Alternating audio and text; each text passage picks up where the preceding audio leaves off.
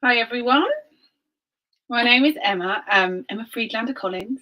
I'm also known as Steal and Stitch on Instagram, and I'm going to be with you today to show you how to make a denim wallet, but using crochet to actually do our sewing and joining and hem our edges.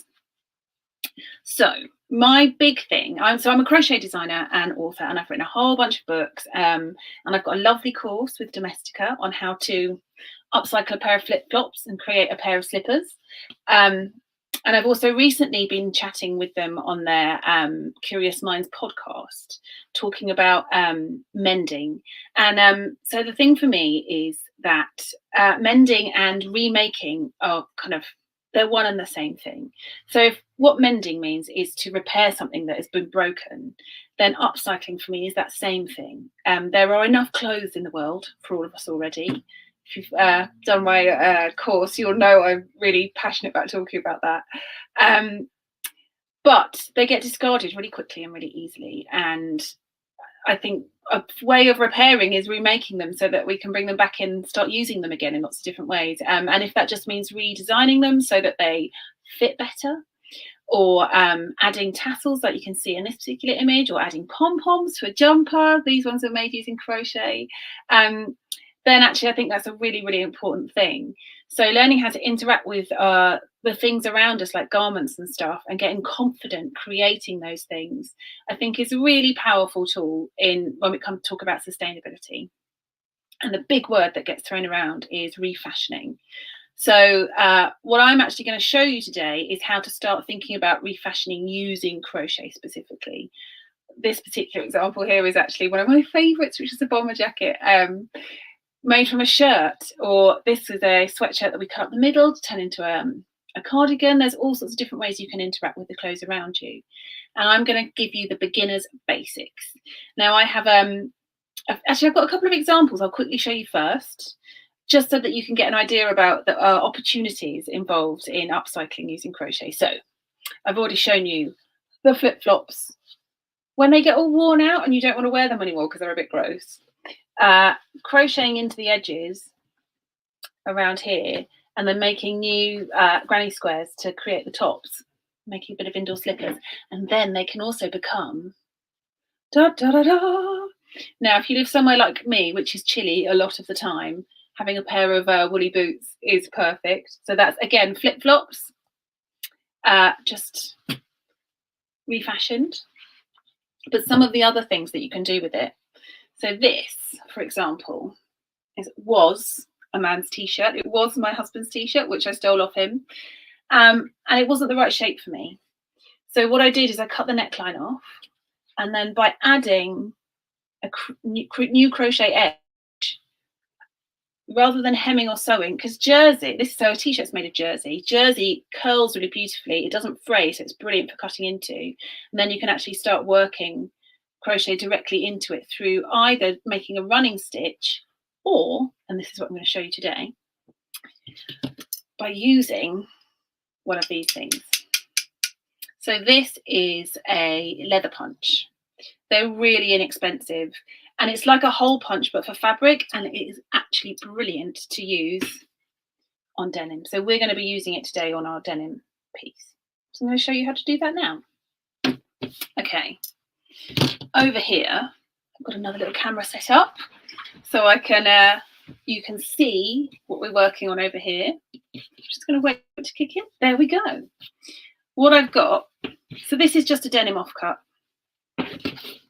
I have taken these are from pieces of jeans. I use jeans to remake all sorts of things. They're brilliant for patches. It's great for bags because it's really tough, but quite often you'll get lots of kind of little leftover bits. So I've literally just taken an odd shaped piece, and what we're going to do is when we fold it like this, it's going to become our new wallet. This one is slightly smaller than this one, because you can make it any size you like. And we're going to start by taking our yarn. I have got what we call a DK, and I've also got a 3.5mm hook. I'm afraid I don't know what they mean in in other sizes in other countries and stuff. So we're gonna have to, something I should know. I don't know. It's like learning another language, which I don't know. Okay, so I'm going to make a loop.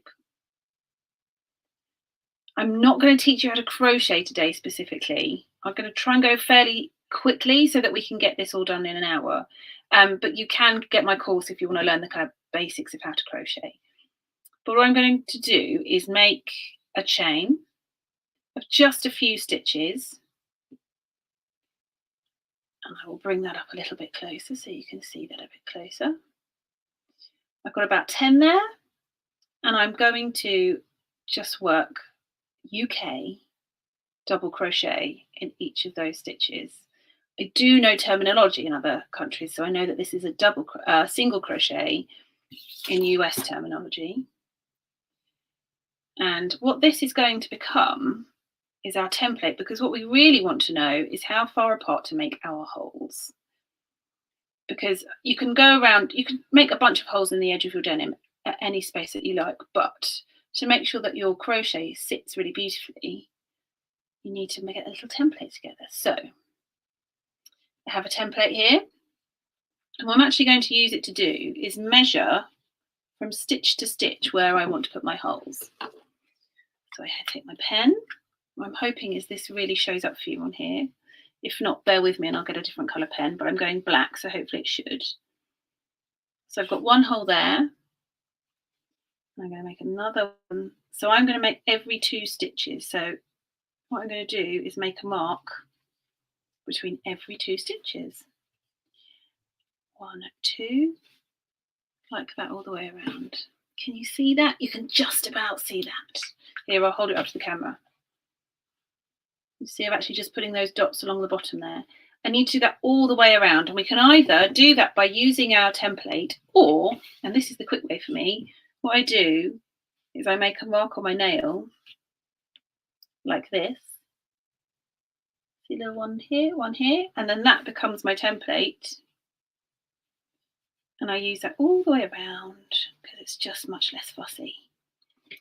And in the UK, we have a phrase which is measuring by thumb. And I don't know if this is why, but this is exactly what I do. I measure a lot of stuff by thumb.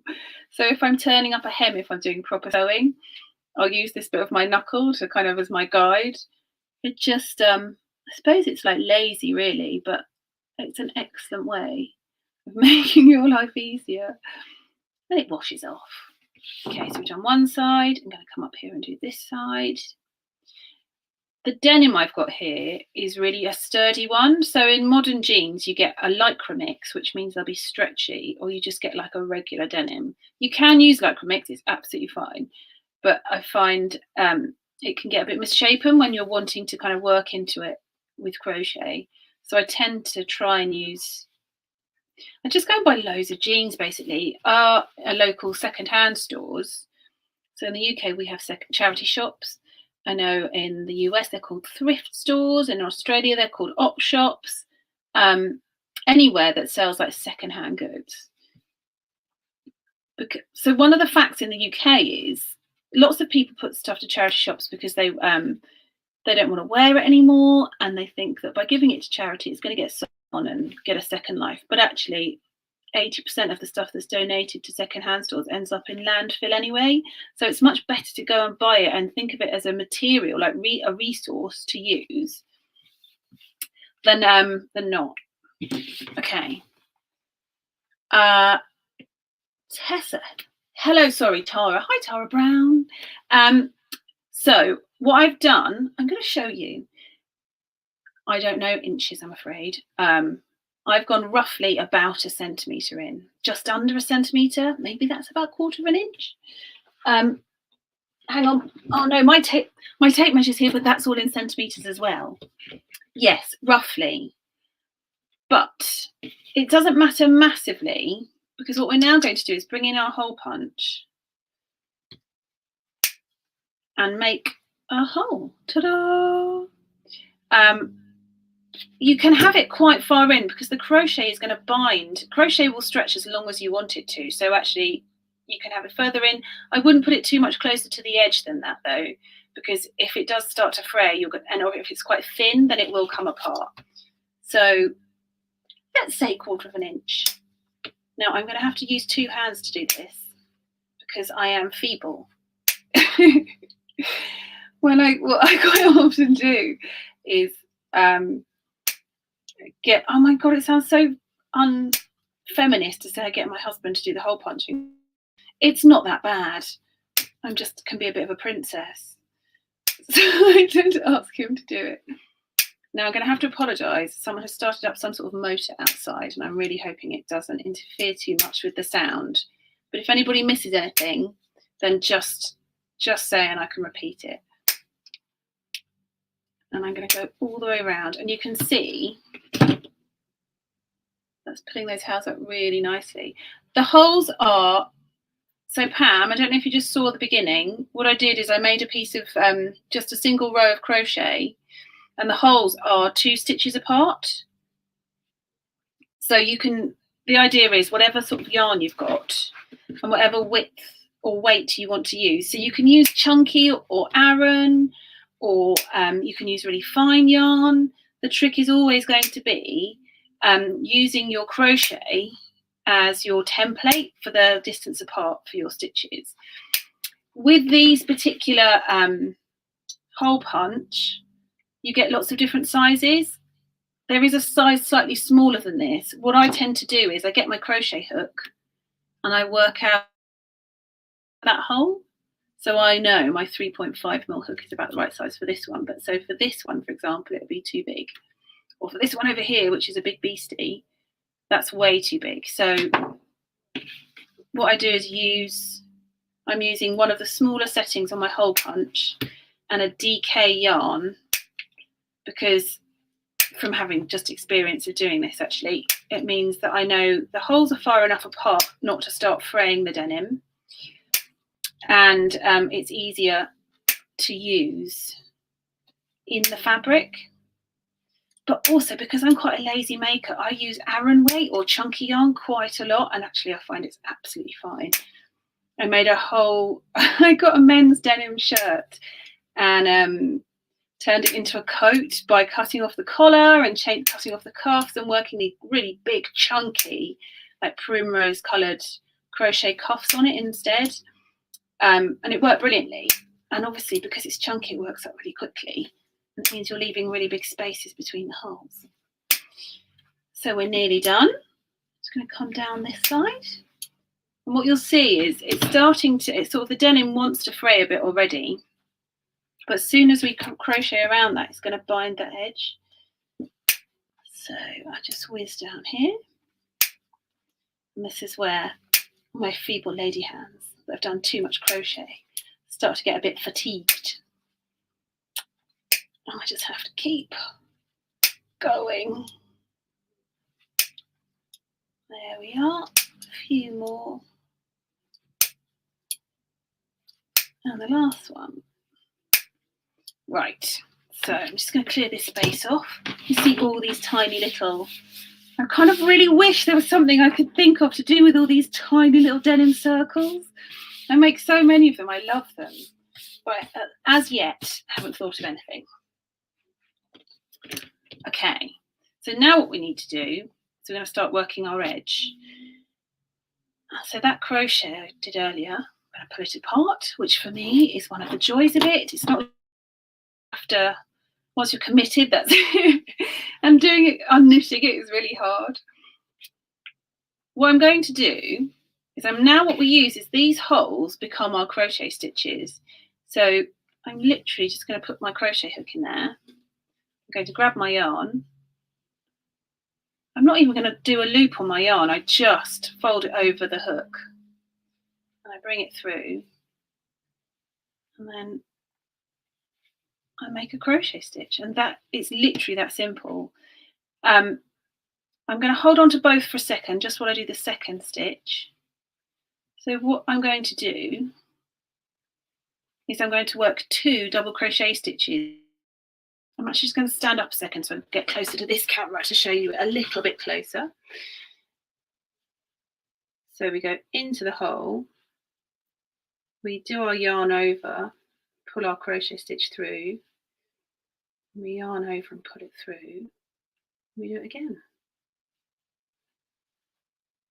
And you'll see that is really nicely capturing that edge. So we'll go into the next one, pull it up, we do 2 in there.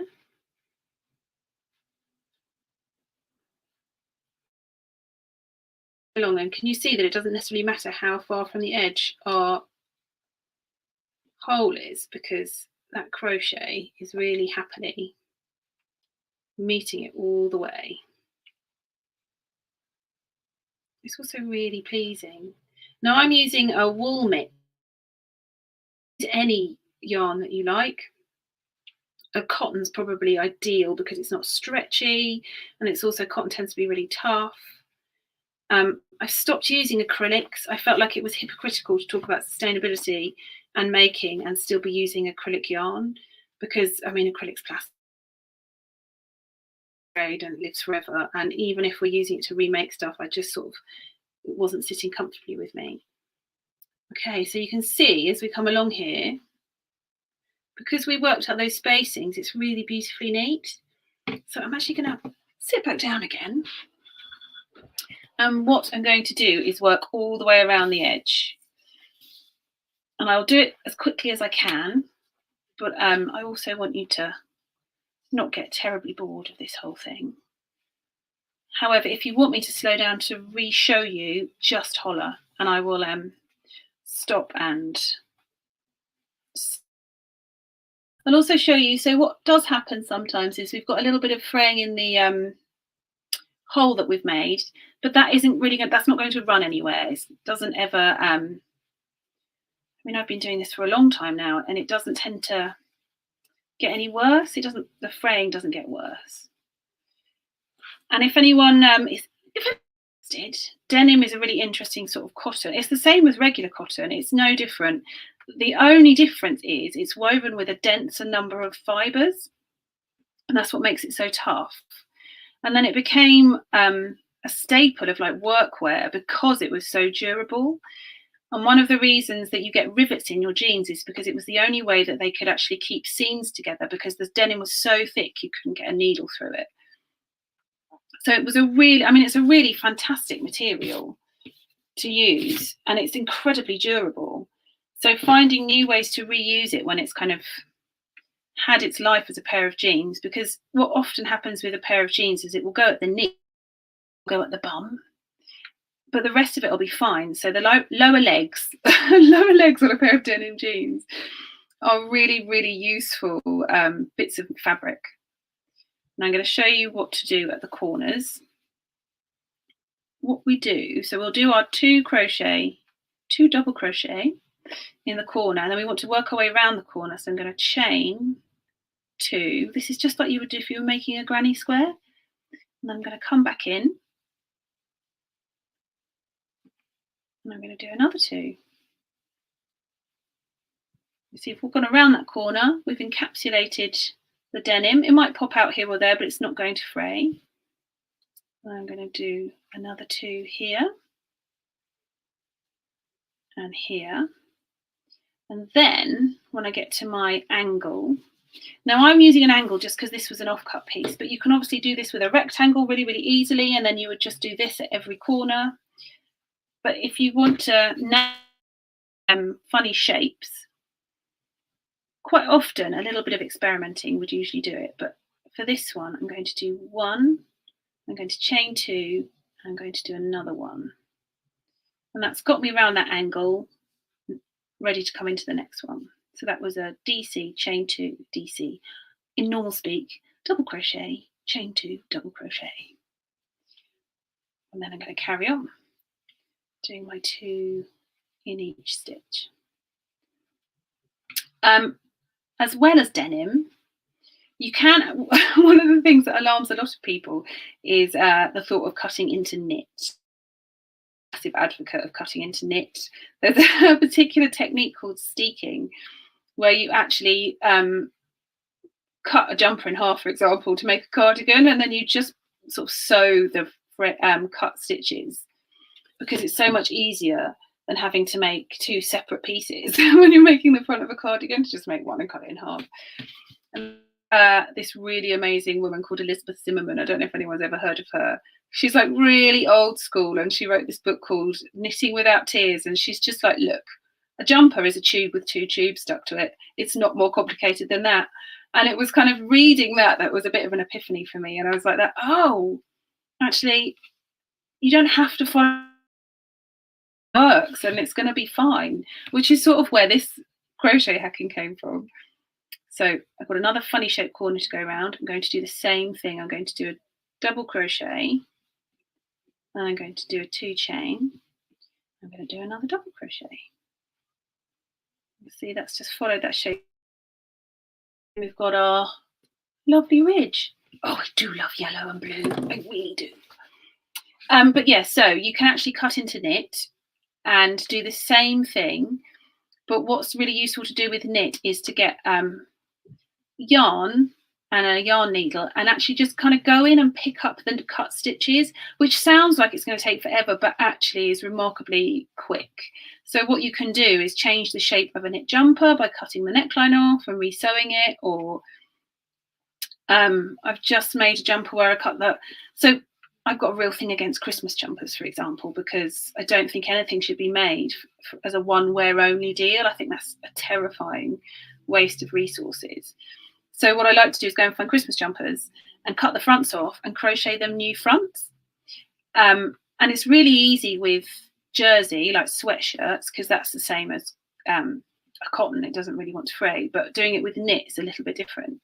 So what I do with that is I'll cut the front off, use my yarn needle to just go and pick up those stitches to make sure they don't fray, and then I get a small crochet hook and I do exactly what we're doing here, but I do it going into the knit stitches instead, and I just make a new edge. And then you can crochet anything you like onto that. Or I've also I've crocheted the edges on and then used knitting needles and drawn up a loop all the way along and knitted a whole new front for a jumper. So there's loads of possibilities when you start kind of thinking about this. And if we've got time at the end, I've got my book here actually. I haven't got all the makes, but I can show you some of the different projects and the different ways of using this technique from the images in my book. Okay, we're on our last corner, chaps. Imagine that. Look, this is whizzing through. So I'm going to do I've done my 2 and my 2 chain. I'm going to come in here. Work the last few. These make really nice little, well, it depends what size you make. These make really nice coin purses if you just want something to keep your change in. But you can make bigger ones for your phone. I also actually really like using these, especially when they're more this kind of shape than a rectangle shape, as pouches for like yarn, embroidery yarns and needles and hooks. They become a really good place for sort of storing notions and things. You can also use this technique, and I've made a bunch of blankets like this actually, by crocheting around denim pieces like this and then just patching them together. And I like neon colours. I like bright colours, I can't help it. So what I like to do is use like different colour types of denim with really, I was about to say livid, I can say livid, or vivid, whichever you think sounds nicer, coloured yarn. So I love a bit of neon, and like a mixture of them, and then just sewing them all together. Okay, we've come to our last corner, guys. Let's put this in here. I'm going to just do a slip stitch, which is what that was. I'm going to pull quite a lot of yarn out because I'm going to use this to sew up the edge. Chop that there. Right, get my yarn needle. Oh, I've got a big chap here because it makes it easier to see. Okay, so we'll trim this like that. Now, what we want to do is make sure the bottom comes up to there and the top comes down to there, like that. So I'm just going to show. This is how I thread a needle. Is I wrap Oh, I'm trying to make it so you can see. I wrap the yarn around and poke it through like that. Because if you're trying to poke a fluffy end of something into something, it's really hard work. But folded edge is fine. Okay, now I'm going to do, this is called a whip stitch, where you go over, draw it in like that. So I've done a couple there to make it nice and secure. And now I'm going to go under, let's bring it closer, under the stitches, like that. And work from either side. And don't worry about these little frayed bits, we will cut those off later. Give it a little trim. I'm going to do that all the way down. I'm going to sit back down, there we go. And get that down there. And then to tie it off, lots of people always ask actually how to tie off crochet or embroidery, and I do it like, I mean, as ever, it's that Elizabeth Zimmerman, do what works. So what I do is I come inside and then I just do a few stitches. 1, 2, 3. Cut that off there. There will be lots of ways that you can do that. That's not that's not set in stone. Okay, now I'm going to get a bit more yarn and just sew up the other side. Like that. So we'll thread this one. And I've got this time, I haven't got a knot to fit, so actually I'm going to do exactly what I did just now to fasten off. So I'm going to go 1. I'm going to come back carefully so as not to pull it out. 2, and go back in. 3. And that's secured my end for me. And then we're going to do the same stitch up the side. So we're going to come in that side. And we're going to work our way up. Now I've done the schoolgirl error of making a piece of yarn that's too long to neatly stitch with. Technically, you should always cut a piece of yarn so it's the length of your forearm, or like for sewing thread, because that way you're not pulling your arm up all over the place, you're only pulling it to the right height. But as we come up here,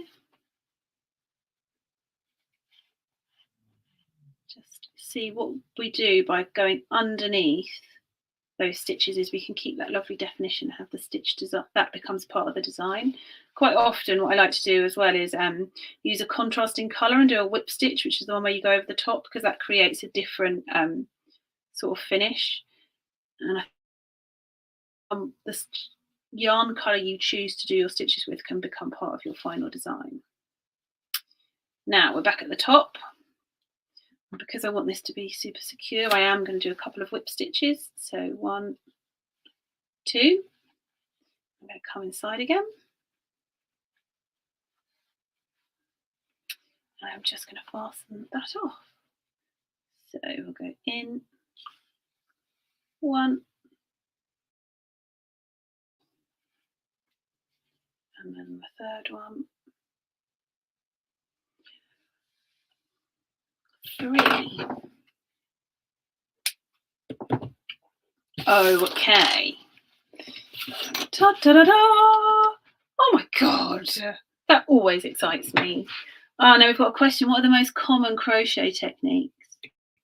So it depends what sort of crochet you like to do. Crochet really is particularly good. And when I first learned, I realised it was actually about the holes.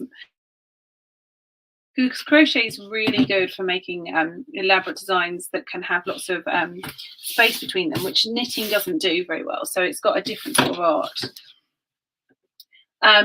but it depends what you're making. So there's amigurumi, which I'm sure a lot of you know, are little kind of cuddly figures that tend to just use a single stitch, which makes it makes a really dense fabric. But crochet is also really good for making spherical things, which knitting isn't. Well, you can make spherical things with knitting, but I find it much easier with crochet. So it depends what you're doing, but amigurumi is one, and that's one stitch. You get lots of lace work, which is another stitch. Doing fancy stitches, which that's probably what we more associate. These kind of shell-like stitches are really, really common. And then another one is filet crochet, which I'll show you here. This is filet crochet. So it's where you use your stitches as like a grid and then make holes to create a design. So that's really common as well. But then probably the most popular is the granny square, which I think is how lots of us learn. Interestingly, I haven't got any examples. I can quickly show. I sort of have. So this is we're going up here. We're coming up here. So these are treble crochets. These are clusters of treble crochets, which is what you would use to create your granny square. And they're kind of the I think epitome of crochet. Is that the word? They're a really classic motif. So where I was just saying that actually the holes were as important as the stitches, the little gaps between each of these becomes part of the design. Okay, so back to the wallet. We're going to put our buttons on now. And one of the things I like to use for buttons are these are beads from necklaces that I take apart. Again, things I get from like charity shops and secondhand stores. I just like to buy them if they've got little bits in them that are kind of really cute, and keep them for the beads. And beads make excellent buttons. So this is going to be slightly harder to see because it's quite dark, and I can only apologise for the fading light in the UK. But the way to test to see if your button is going to fit, because it's just to see if this will go over here.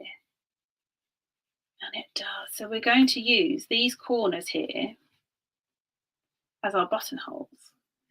If you want to use bigger buttons, when you come to do your corner chains, you can just do extra chain stitches. But this is where, yeah, this should go through. It does beautifully. So what I'm going to do is I've tied a knot in the end of my thread, and I'm using a dark thread for this one. Oh, you'll have to excuse me. I've really old lady damaged my finger and actually finding it slightly difficult to use that one. So I'm going to have to do it on here. Clumsier, but there we go. I'm coming in from the back into that bottom corner, and I'm going to, now they say for a button you should do 8 loops through. I don't know why, but that is regarded as the industry standard. And I only know that because I have a twin sister, and she did fashion at university and went to work for the Vivienne Westwood fashion house once she, as an intern, putting all the buttons on things. And that's where she learned you have to do it 8 times. So, oh, now I've lost count. I think that was 3. I mean, we're not talking haute couture levels of seamstressy, and I think 4 is probably all right. But another useful thing you can do with a button to make it stronger is once you put your button on, you bind it like this. So quite often people put pins. You might see people putting pins under their buttons, and that's to give it some height. And this is a wallet, and I'm going to do, to fasten it off, I'm going to do that same thing. So I'm going to come under and then back and then under again. So that's my button fastened. I'm just going to test it, because if it's gone wrong, it's always lovely to show you is actually when things haven't worked out and you need to redo them, because it happens to all of us. Okay, let's make sure this goes in here. Oh, that gave me old lady finger. Come on, finger. Da, da, da, da. I might have been slightly over ambitious on my button size, but it's okay, and it's in. That's it. Da, da, da, da. Oh, I really do love a heart button. So now what I need to do is just pop one in here. So we'll undo this one. Grab another bit of thread, which I've got just here. And then what we'll do, so I'm threading this exactly like I threaded my wool. You could use a bit of wool if it would get through the middle of your button, and it probably would with these ones, but buttonholes tend to need to be a bit smaller, so that's why I've got a special just needle and thread needle.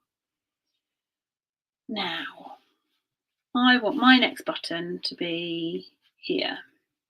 So I'm just, again, I'm going to hold that, my finger in place, put my needle in. And there we go. Now we're going to go back in and we're going to do exactly what we did. We're going to do our eight loops. Oh, I've only just noticed my buttons are slightly different colours of blue. I know you can't really see that on the screen, but it pleases me.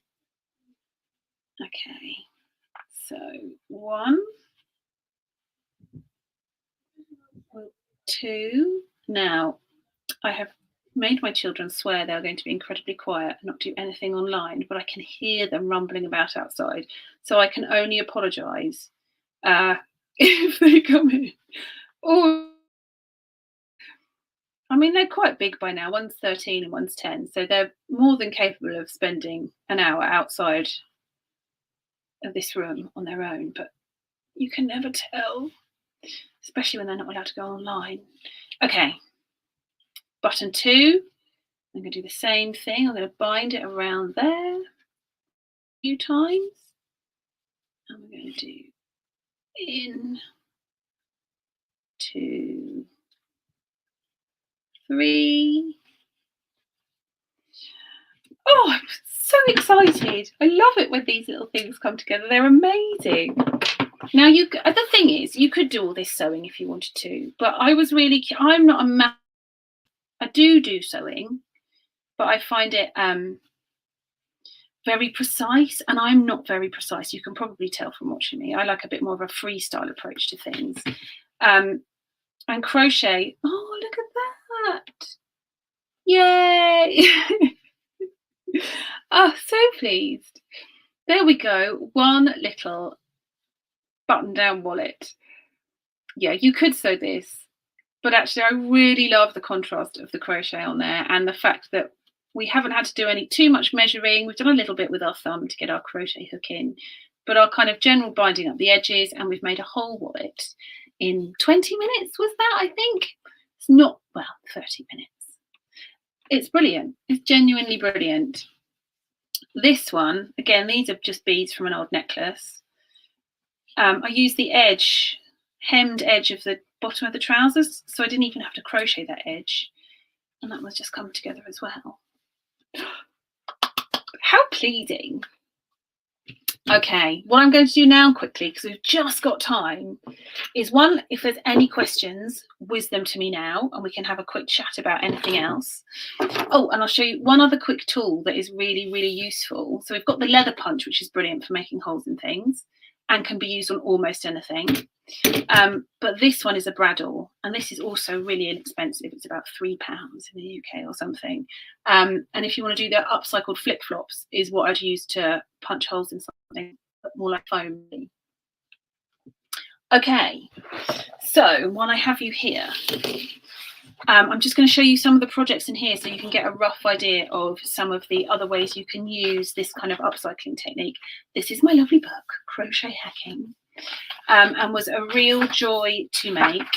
Da, da, da, da. Right, we've got an introduction to tools and how to use things. Just now about using a really chunky yarn. That's what this is. So this was a men's shirt, and I cut the collar off, and I made a new bottom, and it's like a really baggy, boxy spring coat, and I love it. And I was able to put pockets in it, which, I mean, pockets in everything for me. Thank you very much. And it was just the same as this technique we've just done now, making the holes around the edges, crocheting into it, but because it was a big chunky yarn and a big hook, it worked up so quickly. This one, again, was a men's shirt that I cut the neck off, and then with a bit of sort of jiggery pokery, was made a new elasticated waistband. This is the most sewing-y project I think I've ever done. And then by laying out the granny squares, you just make granny squares. Again, these are granny squares are what we use to make the flip-flops in my Domestika course. You can sew them together and then make a whole sleeve and just reattach them. So brilliant. I mean, it still dazzles me about the variety of things you can do with this. These are some of my favourite dungarees. I've got a pair of jeans that got really tatty and old, and I kept sashiko, like mending them. And I talk a bit about that in the podcast, in fact. But I wanted to make some dungarees. So this here, the strap is the waistband of another pair of jeans, and I've used the back pocket from another pair of jeans for the centre and just done that granny square motif again around there to make some dungarees. And then you make the straps, exactly the same technique, make the holes, crochet into the denim. And as you could probably guess, this is a whole section, whole chapter just on denim. We've got another version of making a little purse. And then we also talk about how to crochet into jersey. Now, I'm a very tall lady. I'm not very tall, I'm quite tall. And I wanted to make, so this was a man's t-shirt. I cut the neck off and then added a big waistband in to make a summer dress. And this uses a slightly different technique. I haven't made holes in the jersey for this one. I've actually done just a basic running stitch and crocheted into the running stitch, which I can show you there. And is ideal. And again, we've got some reshaping of t-shirts like I showed you early on. So changing necklines is a big thing for me. I've got really long arms because I'm tall. So most ladies' jumpers, the cuffs don't come to my hands. So this was one of the first things I ever made by adding the crochet, because I wanted my jumpers to fit. It's just simple, like cut them off, crochet some extra sections in and sew it back together. And it's become like a revelation. This one was a bit more fancy. So it's like if you've got a short cuff, like a 3/4 length sleeve top, and you just want it to actually go all the way down to your hand, adding a new top. This is that bomber jacket where we cut up the middle of a sweatshirt, put a zip in, which is easier than you think. I don't use a sewing machine in any of this. This is all like a hand sewing in a zip, just isn't that bad. Like you can just hold it in place and do your running stitch along, and it's not so frightening. And then because I couldn't help myself, a little bit of embroidery, but that's not compulsory. This is another cardigan example, cutting straight up the middle, adding a new collar and a new button-up section. And like we've just done, crochet is so perfect for adding buttons. It's brilliant. We've got a bikini dress. Superpower. Don't let anyone tell you otherwise. In the apocalypse, we are going to be the ones that are dressed and warm people. And then wool. And I talked about wool a little bit, about how to work with it. So this is the technique where you cut into it, and it's actually called steeking, and you use your needle to pick up the stitches, and then you can crochet directly into them. Or we've got here working into plastic, so using IKEA bags, or working into foam like with the flip-flops. You can do it with almost anything. But one of the real benefits of this for me, and I said earlier on, I'm quite lazy, is absolutely true. So I like to make the nice bits, like if you're doing the fancy work of like a yoke, and then attaching it to a different jumper, like an existing jumper, is ideal. And it's one of those things that as you get more confident, it's just not that frightening. The IKEA bag. I love the IKEA bag. Everyone's got like, oh, Susan Walton, is it better to do the running stitch instead of making holes? It depends what your of. So for denim, I would absolutely make the holes, and actually for jumper jersey, I would absolutely make the holes. And it's because when you're doing running stitch to crochet into, you have to be really careful not to pull that stitch too tight, because it will start to pucker the fabric, like it will start to draw it together. Whereas with the holes, it's not going to happen. And the other difficulty when you're doing a running stitch is you have to sort of faff a bit to work out how many stitches you need. You can't do the measuring thing like we did when we made the holes. So it's a little bit more faff. Having said that, once you kind of get into the swing of it, you kind of get your eye in and you start to see how big your stitches need to be.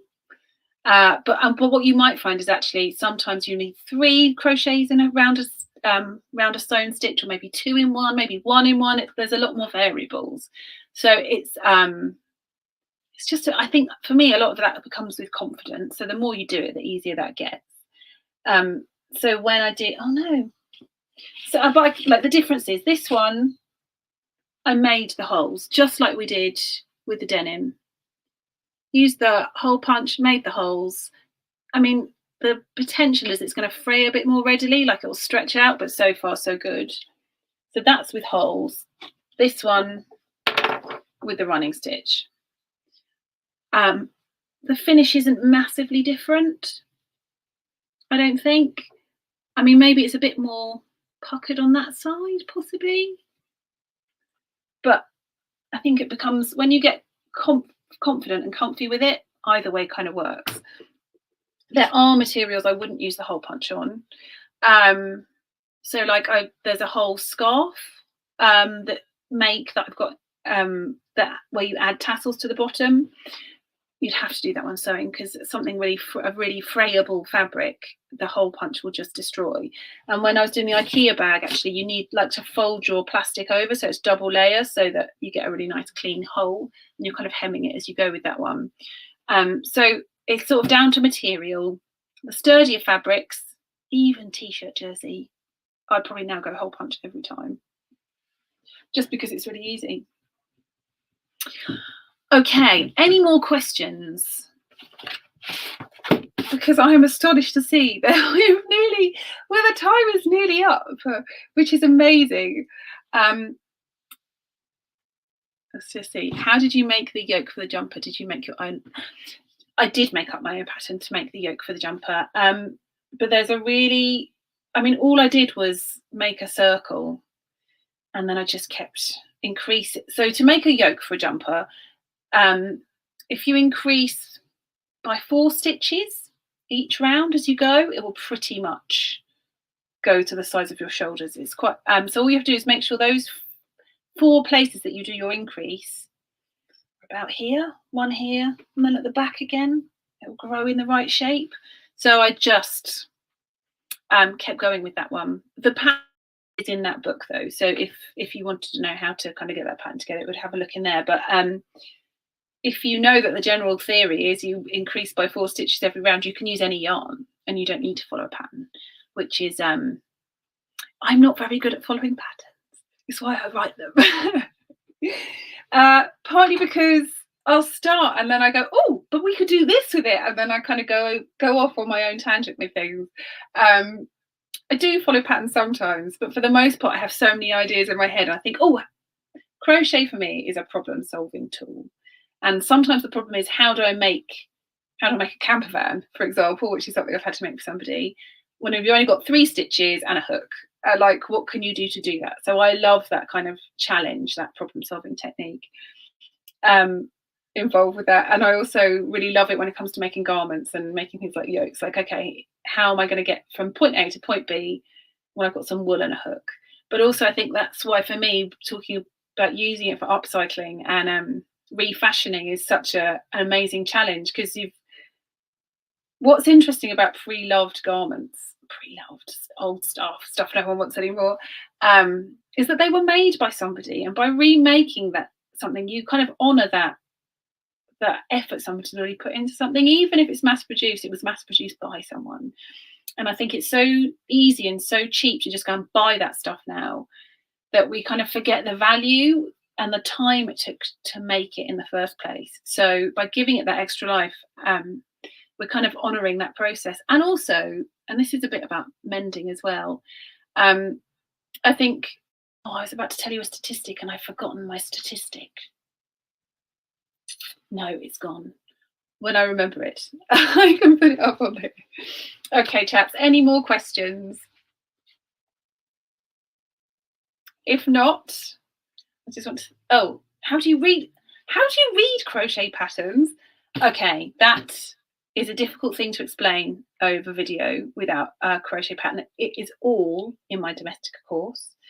There's different terminologies and different abbreviations depending on what language you're learning in. And And there's different sorts of crochet patterns. So you get ones that are just written text, and then you get ones that are diagrams. It comes with practice, is one thing. But the best piece of advice I'd give you if you're new to reading crochet patterns is just break them down into little bits. So if it says 2DC, chain 3, 4DC. So remember, DC means double crochet. So you're doing 3 double crochets, 1 in each stitch, and you're chaining 3, and then you're doing 4 double crochets in the next 4 stitches. All the instructions tend to be there in the abbreviations. It's just about not being frightened of them and being put off by them. So if you see something you don't understand, like BLO, which is actually back loop only, which when you look at your crochet, you can go, oh yeah, there is a back loop, I'll just do that. So I think it's not being afraid of that terminology that can seem really alien. And also going, if you don't quite understand it, going, what happens if I do this instead? So it's a bit like when you're, when you're following a recipe, you're cooking something. And I think all of us know how to cook because we have to do it. And it says add 3 tablespoons of something, and you haven't got that something. It doesn't mean you suddenly stop and go, oh, I can't do this. You go, oh, just do something else. I'll add something else. I'll try a different way around. So I think rather than getting focused on what you're being told to do, taking those patterns as a bit of a recipe can be one more fun way of looking at crochet. Allow you to kind of go, oh yeah, I could do it some other way around. Okay, any advice for beginners? Don't be afraid of getting things wrong. There's no such thing as getting something wrong. There is just learning how not to do something. I get stuff wrong all the time. I find out lots of ways of doing things badly, and that's the only way you can ever get to knowing how to do something well. So I think just don't be hard on yourself, and don't expect everything to be immaculate as soon as you first start. I was self-taught. I learned on YouTube using videos. So I've got like an American voice in my head going yarn over every time I'm working. And I learned to read patterns in an American terminology. I had no idea there was British English terminology. When I wrote my first pattern for a magazine, it was nonsense. It was nonsense. They really sweetly had to say, well, this is amazing. But you only learn by making those kind of mistakes, by finding out how not to do something. So I think just having a go, not being too precious as to try and get this thing perfect, and exploring and seeing what the thing in your hands can become is just so much more valuable. Okay, how did I get started? I think I'm quite a typical story, which is when I was on maternity leave. And I think before I went on maternity leave and had children, I used to do things like going to the pub or going out with my friends, and having a life beyond my house. And then children arrived in my house and I couldn't leave it. And I had to find something to kind of occupy my hands and my brain before I would kind of lose my mind, because I love my children. But sometimes parenting can be really boring. And I knew how to knit, I knew how to sew. And I thought, I just remember thinking, why don't I know how to crochet? And I went online and found this tutorial in my first pattern, because I just think for me it was something my brain I was like that, this kind of makes perfect sense. And it wasn't like knitting, because with knitting you're always worried about dropping a stitch or trying to increase and decrease. It becomes really technical, and it was really off-putting. But what I found with crochet is if you've done it wrong, you can just pull it back and you're like, oh yeah, and I'll just do it again. So it was really forgiving. And then because I had small beasts, and because I kind of have this sustainability mindset, I didn't want to buy stuff for them that was made of acrylic or plastic. I didn't want to buy fancy dress stuff for them that was going to end up being chucked away. And I thought, actually, how can I make that stuff for them instead? And actually, that was how book is this whole collection of children's dress up stuff. And I would make mermaid hair and superhero masks and like Thor's hammer and a full Viking helmet and cowboy hats and cowboy guns and anything in wool. It turned out mermaid tails and unicorn horns, and it was just so that was the first book, and then it just kind of escalated from there really. And I was working full time and had the boys. I used to be a transport planner and worked in local government, but kind of had this real passion for making stuff and thinking about sustainability, and they kind of married together and became this really lovely and special thing. And then I think after the second book, which we did, which was big hook crochet, because my husband made me a hook out of our broom handle. He saw the end of our broom and was like, "No, look, I made you." And we did loads of really big chunky things with loads of like t-shirt yarn, like big baskets and stuff. And then I was like, something's gonna have to give. So I gave up the day job, said goodbye to local government, and then had just been kind of exploring first crochet, and then I went and got a master's in sustainable design, and then how can we talk about sustainability using crochet. And I developed crochet hacking as a way of bringing those conversations together. And then it kind of opened it up so that I could talk about the upcycling, which is what I now get to do.